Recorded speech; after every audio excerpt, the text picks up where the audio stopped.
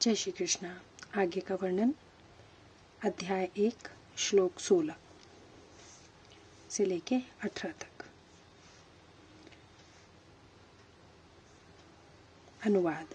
हे राजन, कुंतीपुत्र राजा युधिष्ठिर ने अपना अनंत विजय नामक शंख बजाया तथा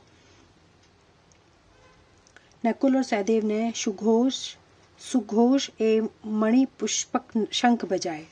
महान धनुर्धर काशीराज, परम योद्धा शिखंडी, धृष्टद्युम्न, विराट, अजय, सात्यकी, द्रौपदी के पुत्र तथा सुभद्रा के महाबाहु पुत्र आदि सबों ने अपने अपने शंख बजाए।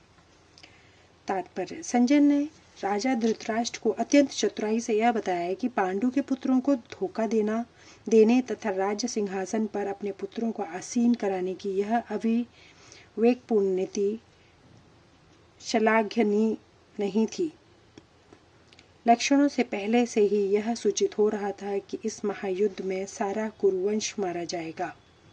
भीष्म पितामह से लेकर अभिमन्यु तथा अन्य पौत्रों तक विश्व के अनेक देशों के राजाओं समेत उपस्थित सारे के सारे लोगों का विनाश निश्चित था। यह सारी घटना राजा धृतराष्ट्र के कारण होने जा रही थी, क्योंकि उसने अपने पुत्रों की कुनीति को प्रोत्साहन दिया था।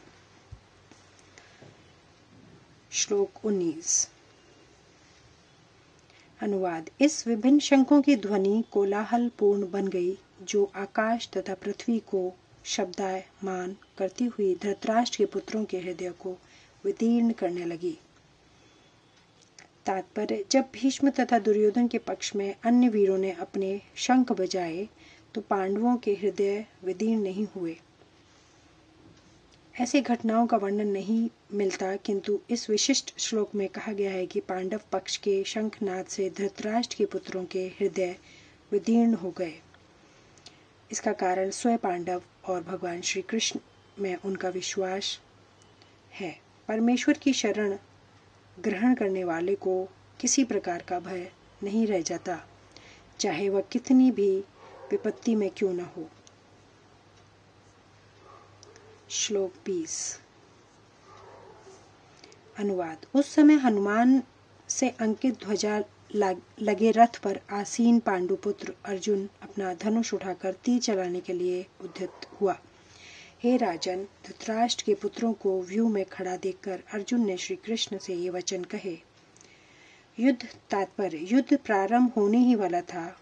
उपयुक्त कथन से ज्ञात होता है कि पांडवों की सेना की अप्रत्याशित व्यवस्था से धृतराष्ट्र के पुत्र बहुत कुछ निरुत्साहित थे, क्योंकि युद्ध भूमि में पांडवों का निर्देशन भगवान कृष्ण के आदेश अनुसार हो रहा था। अर्जुन की ध्वजा पर हनुमान का चिन्ह भी विजय का सूचक है, क्योंकि हनुमान ने राम तथा रावण युद्ध में राम की सहायता की थी, जिससे राम विजयी हुए थे। इस समय अर्जुन की सहायता के लिए उनके रथ पर राम तथा हनुमान दोनों उपस्थित थे। भगवान कृष्ण साक्षात राम है, और जहाँ भी राम रहते हैं वहाँ उनका नित्य सेवक हनुमान होता है तथा उनकी नित्य संगिनी वैभव की देवी सीता उपस्थित रहती हैं।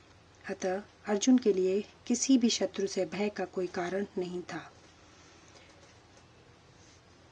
इससे भी अधिक इंद्रियों के स्वामी भगवान कृष्ण निर्देश देने के लिए साक्षात उपस्थित थे। इस प्रकार अर्जुन को युद्ध करने के मामलों में सारा सत्परामर्श प्राप्त था। ऐसी स्थितियों में जिनकी व्यवस्था भगवान ने अपने शाश्वत भक्त के लिए की थी, निश्चित विजय के लक्षण स्पष्ट थे। आगे का वर्णन अगले वीडियो में। धन्यवाद। जय श्री कृष्ण।